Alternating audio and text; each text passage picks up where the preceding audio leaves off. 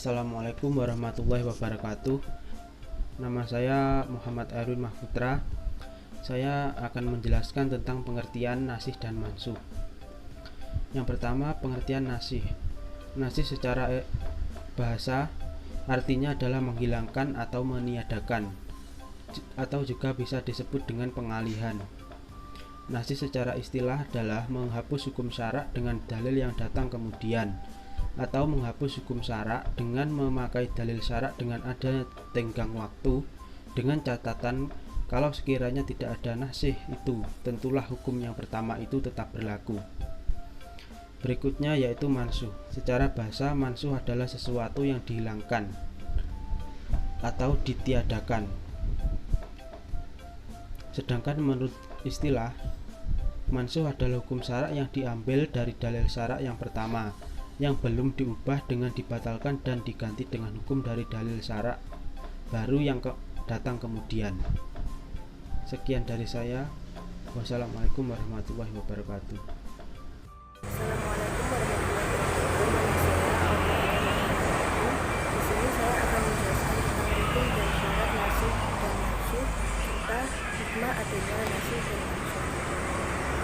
Yang pertama, sesuai dengan sistematisasi interpretasi dalam ilmu hukum, hubungan antara ketentuan hukum satu dengan yang lainnya harus benar-benar diperhatikan supaya tidak ada kontradiksi antara satu ayat dengan ayat yang lainnya. Lalu hukum dan syarat yang harus diterapkan. Yang pertama, unsur nasih, yaitu ada adab nas, adalah pernyataan yang menunjukkan adanya pembatalan hukum yang telah ada. Yang kedua, ada nasih, yaitu dalil kemudian yang menghapus hukum yang telah ada. Yang ketiga, ada mansuh, yaitu hukum yang dibatalkan, yang dihapuskan atau dihilangkan. Dan yang terakhir, ada mansuh an, yaitu orang yang dibebani hukum. Lalu yang kedua, ada syarat nasih. Sebagaimana telah dibahas, jumhur mengakui kebenaran nasah dalam Al-Quran, namun harus memenuhi beberapa persyaratan. Syarat-syaratnya itu ada yang disepakati dan ada yang tidak. Di antara syarat-syarat yang disepakati antara lain, yang pertama, yang dibatalkan adalah hukum syarak. Lalu pembatalan ini datangnya dari hubungan syarak.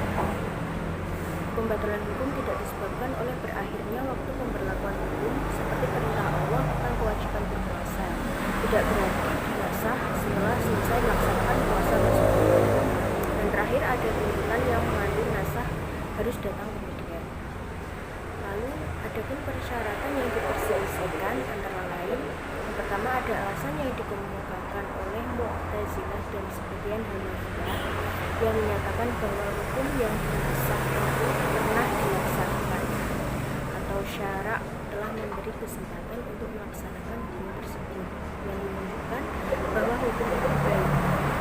Lalu yang kedua, ada golongan Mu'tazilah dan Maturidiyah yang berpendapat bahwa disyaratkan hukum yang dinasah itu haruslah ditujukan untuk sesuatu yang baik yang dimana atau pembatalannya. Lalu yang ketiga, ada sebagian ulama usul fikih mensyaratkan adanya pengganti terhadap hukum yang dibatalkan. Mereka beralasan dengan firman Allah pada surat Al-Baqarah ayat 2. Dan yang terakhir, sebagian ahli usul dari golongan Hanafiyah mensyaratkan bahwa apabila akan menasah terhadap nas Al-Quran atau hadis yang mutawatir, maka nasih itu harus sederajat. Tidak boleh yang kualitasnya lebih rendah, seperti menasah hadis mutawatir dengan hadis ahad. Dan yang terakhir, pembahasan yang terakhir adalah hikmah adanya nasih dan mansuh. Pertama, meneguhkan keyakinan bahwa Allah tidak akan dekat dengan ketentuan-ketentuan yang sesuai dengan logika manusia. Yang kedua, kita semakin yakin bahwa Allah Maha Bijak, Maha Kasih, dan Maha Sayang. Yang kedua, kita semakin yakin bahwa Allah Maha Bijak, Maha Kasih, dan Maha Sayang, karena memang pada kenyataannya nas dan mansuh tersebut semuanya untuk melaksanakan kehidupan manusia. Lalu yang ketiga, mengetahui proses dari penetapan dan penerapan Islam dan untuk menelusuri tujuan ajaran atau alasan Lalu yang keempat, mengetahui perkembangan tasyrik menuju tingkat sempurna sesuai dengan manusia Islam. Yang kelima, ada juga ada tujuan seorang mukallaf untuk mengikuti atau tidak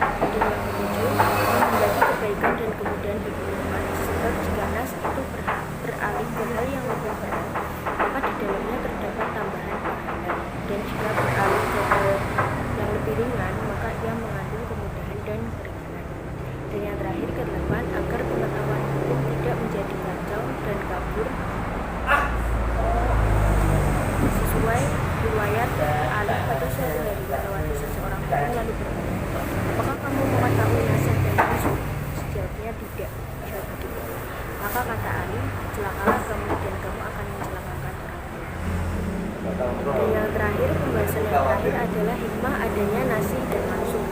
Pertama, meneguhkan keyakinan bahwa Allah tidak akan berikan dengan ketentuan-ketentuan yang sesuai dengan logika manusia. Yang kedua, kita semakin yakin bahwa Allah Maha Bijak, Maha Kasih, dan Maha Sayang. Yang kedua, kita semakin yakin bahwa Allah Maha Bijak, Maha Kasih, dan Maha Sayang, karena memang pada kenyataannya dengan nas dan mansukh tersebut semuanya untuk mewasitkan kehidupan manusia. Yang ketiga, mengetahui proses bagi penetapan dan penerapan Islam dan untuk menelusuri tujuan ajaran atau alasan Lalu yang keempat, mengetahui perkembangan tasyrik menuju tingkat sempurna sesuai dengan manusia Islam. Yang kelima, ada cobaan dan ujian seorang mukallaf untuk mengikutinya atau tidak. Dan yang ketujuh, membagi kebaikan dan kemudahan bagi umat. Sebab jika nas itu beralih ke hal yang lebih berat, maka di dalamnya terdapat tambahan pahala. Dan jika beralih ke hal yang lebih ringan, maka ia mengandung kemudahan dan keringanan. Dan yang terakhir, kedelapan, agar pengetahuan hukum tidak menjadi kacau dan kabur sesuai riwayat Ali pada suatu hari melewati seseorang orang lalu bertanya, apakah kamu mengetahui nasib dan mansukh? Sejawabnya tidak. Maka kata Ali, celakalah kamu dan kamu akan mencelakakan orang lain. Sekian dari saya, kurang lebihnya mohon maaf. Wassalamualaikum warahmatullahi wabarakatuh. Assalamualaikum warahmatullahi wabarakatuh. Saya Naufal Aflah Mufakatsir. Di sini saya akan menerangkan tentang macam-macam nasih dan mansukh beserta contohnya. Baik, yang pertama ada Al-Quran dinasah dengan Al-Quran. Contohnya terdapat pada surah Al-Anfal ayat 65 yang dinasah dengan surah Al-Anfal ayat 66. Yang kedua ada Al-Quran dinasah dengan As-Sunnah. Contohnya terdapat pada ayat tentang wasiat terhadap kedua orang tua dan juga kerabat dihapus hukumnya oleh hadis Nabi yang berbunyi, ketahuilah bahwasanya tidak ada wasiat untuk ahli waris. Yang ketiga ada As-Sunnah dinasah dengan Al-Quran. Contohnya terdapat pada hadis Nabi yang menyatakan menghadap ke Baitul Maqdis ketika sholat selama 16-17 bulan. Kemudian ketentuan ini dihapus oleh Al-Quran surah Al-Baqarah ayat 144 yang menyerukan untuk menghadap ke Baitullah atau Mekah. Dan yang terakhir, yang keempat, ada As-Sunnah dinasah dengan As-Sunnah. Contohnya seperti larangan berziarah kubur pada waktu permulaan Islam. Kemudian Rasul dengan hadis yang lain membolehkan ziarah kubur setelah masyarakat mengetahui hakikat ziarah kubur. Demikian penjelasan dari saya, kurang lebihnya mohon maaf. Wassalamualaikum warahmatullahi wabarakatuh. Assalamualaikum warahmatullahi wabarakatuh. Saya Farsya Nur Rahma akan menjelaskan tentang perbedaan pendapat antar ulama atau para ulama. Terdapat perbedaan pendapat antara ulama mutaqaddimin dan mutakhirin dalam mendefinisikannya secara terminologis. Perbedaan pendapat tersebut bersumber pada banyaknya pengertiannya secara terminologi atau etimologi sebagaimana dijelaskan. Cakupan makna ditetapkan ulama mutaqaddimin diantaranya 1. Pembatalan hukum yang ditetapkan sebelumnya dengan hukum yang ditetapkan kemudian. 2. Pengecualian pengkhususan hukum bersifat umum oleh hukum yang lebih khusus yang datang setelahnya. Berdasarkan pada gugusan paparan di atas, ulama mutaqaddimin secara terminologis mengusung maknanya secara luas, yaitu tidak terbatas pada berakhir atau terhapusnya suatu hukum baru yang ditetapkan. Namun interpretasi nas yang diusung oleh mereka juga menyangkut yang bersifat pembatasan, pengkhususan, bahkan pengecualian. Bentuk-bentuk nas. Bentuk-bentuk nas dalam Al-Quran dilihat dari segi bacaan dan hukumnya. Penghapusan terhadap hukum-hukum dan bacaan secara bersamaan. Ayat-ayat yang terbilang kategori ini tidak dibenarkan dibaca atau diamalkan. Misal sebuah riwayat Bukhari dan Muslim dari Aisyah, artinya dahulu termasuk yang diturunkan atau ayat-ayat Al-Quran adalah 10 kali susunan yang diketahui. Kemudian dinas dengan 5 susunan yang diketahui. Setelah Rasulullah SAW wafat, hukum yang berakhir tetap dibaca sebagai bagian Al-Quran.